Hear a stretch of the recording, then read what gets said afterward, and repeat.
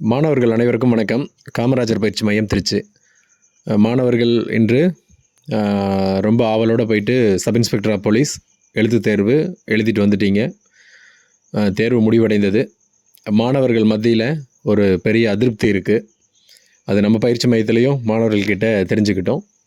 காரணம் என்னென்னா, வினாத்தாள் நிறைய வகையில் ஒரு அதிருப்தியை கொடுக்கக்கூடிய வகையிலான வினாத்தாளாக அமைந்தது. ஓரளவுக்கு நம்ம கணிச்சிருந்தோம், அறிவியல் பிரிவுகள் அதிகமான வினாக்கள் வரும், ஆர்ட்ஸ் பிரிவிலேருந்து வினாக்கள் குறைக்கப்படும் அப்படின்னு. ஆனால் இங்கே அறவே வரலாறுலேருந்து ஒரு கேள்வியுமே கேட்காம ஒரு வினாவும் இடம்பெறாமல் ஒரு ஏமாற்றம் அளித்தது. ஏன்னா சிலபஸில் வரலாறு அப்படின்றது அவ்வளோ பெரிய சிலபஸ் கொடுத்துருக்கும் போது, அந்த இடத்துல ஒரு வினாவும் கேட்காத போகும்போது அதுக்கு அந்த வரலாறுக்காக மட்டுமே நம்ம படிக்கக்கூடிய அந்த ஒரு 6 மாதம் படிக்கிறோம்னா, அதில் வரலாறுக்காக மட்டுமே நம்ம 1 மாதம் அல்லது 1.5 மாத காலம் படிக்க வேண்டியதாக இருக்கும். அவ்வளோ கவனம் கொடுத்து படிப்போம். அப்படி படித்தும் அந்த இடத்துலேருந்து ஒரு வினாவும் வரல அப்படின்றது ஒரு பெரிய ஏமாற்றம். அது டிஎன்யூஎஸ்ஆர்பியோட என்ன வகையான அணுகுமுறைன்னு தெரியல. அது அடுத்து இப்போ நடந்து முடிஞ்ச தேர்வு மாணவர்களுக்கு கடினமான தேர்வு தான், மாற்று கருத்து இல்லை. சென்ற முறை இன்டர்வியூ வரைக்கும் சென்று வந்த நம் மாணவர்கள், நம் பயிற்சி மையத்தில் இருக்கக்கூடிய மாணவர்கள், நிறைய மாணவர்கள் இந்த தேர்வு கடினமாக இருந்தது அப்படின்றது தான் சொல்கிறாங்க. நானுமே ஆசிரியர் என்ற முறையில் வினாத்தாளை பார்த்ததில் கடினமான ஒரு வினாத்தாளை தான் இருக்குது. 60 வினாக்கள் என்பது நம்ம பள்ளி புத்தகங்கள்லேருந்து கிடச்சிருச்சு நமக்கு. பாக்கி இருக்கக்கூடிய அந்த ஒரு 15லேருந்து 20 வினாக்கள் நம்ம எஸ்ஐ தேர்வுக்காகவே தயாராகிட்டு இருந்தாலையும் நமக்கு சவாலானதாக தான் இருக்குது. அதை நம்ம ஒத்துக்கணும்.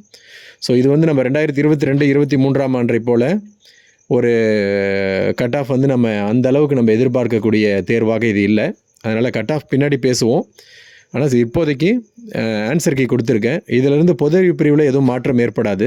பொதறிவு பிரிவை பொறுத்த வரைக்கும் ஆன்சர் கீயில் பெரிய சேஞ்சஸ் எதுவும் நடக்காது.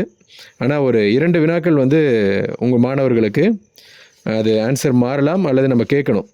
அதாவது இந்த 20வது வினா நான் இந்த சி டைப் கொஸ்டின் பேப்பர் தான் உங்களுக்கு கொடுத்துருக்கேன். இப்போது இந்த பிடிஎஃப் உங்களுக்கு இந்த வீடியோலேயே அப்படியே கீழே அப்லோட் பண்ணிடுறேன், டிஸ்கிரிப்ஷனில் அப்லோட் பண்ணி வச்சுறேன். நீங்கள் எடுத்து வீடியோவை செக் பண்ணி கிளியராக செக் பண்ணிக்கோங்க. இந்த 80 வினாவுமே மிக சரியாக தான் கொடுக்கப்பட்டிருக்கு.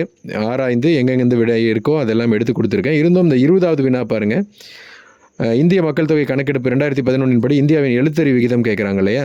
இது நமக்கு 74.04, கிட்டத்தட்ட 15 வருட காலமாக நம்ம அப்படி தான் படிச்சுக்கிட்டு இருக்கோம். 74.04ன்னு படிக்கிறோம்.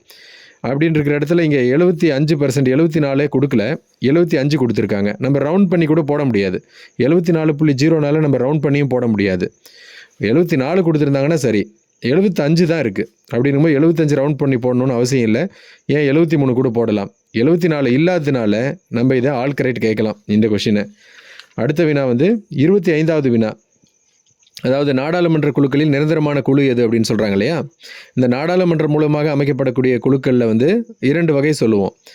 ஒன்று நிலைக்குழு, இன்னொன்று தற்காலிக குழு அப்படின்னு சொல்லுவாங்க. அந்த நிலைக்குழுவின் வகைகள் தான் அவங்க கொடுத்துருக்கிற 4மே. எது? மதிப்பீட்டு குழு, நிதிக்குழு, பொது கணக்கு குழு, பொதுத்துறை நிறுவனங்களின் குழு எல்லாமே. ஆக அது எல்லாமே நிலைக்குழுவின் கீழே தான் வருது. அவங்க கேட்டது நிரந்தரமான குழு எதுன்னு கேட்டுட்டாங்க, நிலைக்குழுன்னு கேட்காம. அதனால் இது 4மே விடை பொருந்தக்கூடிய வகையில் தான் இந்த வினா அமைஞ்சிருக்கு. இதுவும் நம்ம ஒரு கிளைம் கேட்கலாம். என்ன ஆன்சர் கொடுக்குறாங்கன்னு பார்த்துக்கலாம். மற்றபடி அனைத்து வினாக்களுக்கும் மிக சரியான விடை கொடுத்துருக்கேன். உளவியல் பிரிவு பொறுத்த வரைக்கும் தமிழ் எடுத்துட்டாங்க, 10 வினாக்கள் இடம்பெறலை. அது நம்ம எதிர்பார்த்த ஒன்று தான். எதிர்பார்த்த ஒன்றுனா குறைப்பாங்கன்னு நான் சொல்லியிருந்தேன். ஒரு 2 நாளைக்கு முன்னாடி வீடியோ பார்த்தீங்கன்னாவே தெரியும், யூடியூப்பில் தெளிவாக சொல்லியிருந்தேன். 5-6 வினாக்கள் கேட்பாங்க, நீங்கள் எதிர்பார்த்து போகாதீங்க, 10க்கு 10 வரும் அப்படின்னு சொல்லியிருந்தேன். ஆனால் முற்றிலுமாக தமிழ் எடுத்துட்டாங்க. பரவாயில்லை. உளவியல் கேட்டதும் மாணவர்களுக்கு ஒரு வகையில் பயனளிக்கக்கூடிய வகையில் தான் இருந்திருக்கும். என்னென்னா அதில் அந்த சிலாகிசம் சொல்லக்கூடிய அந்த இடத்துல இருந்து ஒரு 10க்கும் மேற்பட்ட வினாக்கள் கொடுத்தது ஒரு சலிப்பை ஏற்படுத்திருச்சு. ஒரே மாதிரியான வினாக்கள் அத்தனை கொடுத்துருக்க தேவையில்லை. ஏன்னா உளவியல் அவங்க கொடுத்துருக்கக்கூடிய தலைப்புகளில் ஒரு தலைப்புக்கு ஒரு வினான்னு கொடுத்தா கூட கிட்டத்தட்ட 50 தலைப்புகள் இருக்குது, தாராளமாக கேட்டிருக்கலாம்.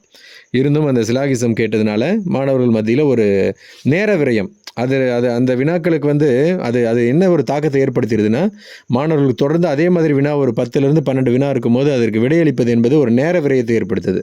அது ஒரு மாணவர்களுக்கு ஒரு பின்னடைவாக அமைஞ்சது. இருந்தும் அதற்கு மிக சரியான விடைகளை துல்லியமா கணிச்சு குடுத்துருக்கோம். அதை தாண்டி யுஎஸ்ஆர்பி ஏதாவது விடைகள் மாற வாய்ப்பு இருக்கு. ஏன்னா, அந்த கூற்று தொடர்பான அந்த வினாக்கள்ல உளவியல் பிரிவுல, அந்த சிலாகிசம்ல மாறுவதற்கான வாய்ப்புகளும் இருக்கு. அது ஏதாவது இருந்தா கமெண்ட் செக்ஷன்ல சொல்லுங்க. ஏதாவது கிளைம் கேட்கலாம் அப்படின்னா, சைக்காலஜில வேற ஏதாவது கிளைம் கேட்கலாம் அப்படின்னாலையும் கமெண்ட் செக்ஷன்ல சொல்லுங்க. மற்றபடி எல்லாமே பார்ப்போம்.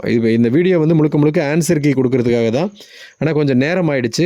காரணம் என்னன்னா, மிக சரியான விடையை குடுக்கணும் மாணவர்களுக்கு. குழப்பம் இருக்கக்கூடாது அப்படின்றதுனால குடுத்துருக்கேன். மாணவர்கள் செக் பண்ணுங்க. வேற ஏதாவது இருந்தா கமெண்ட் செக்ஷன்ல கேளுங்க. அடுத்து மாணவர்கள் உடற்பயிற்சியில தான் மிக அதிகமான கவனம் செலுத்தணும். அதெல்லாம் அடுத்த வீடியோல பேசுவோம். ரைட்.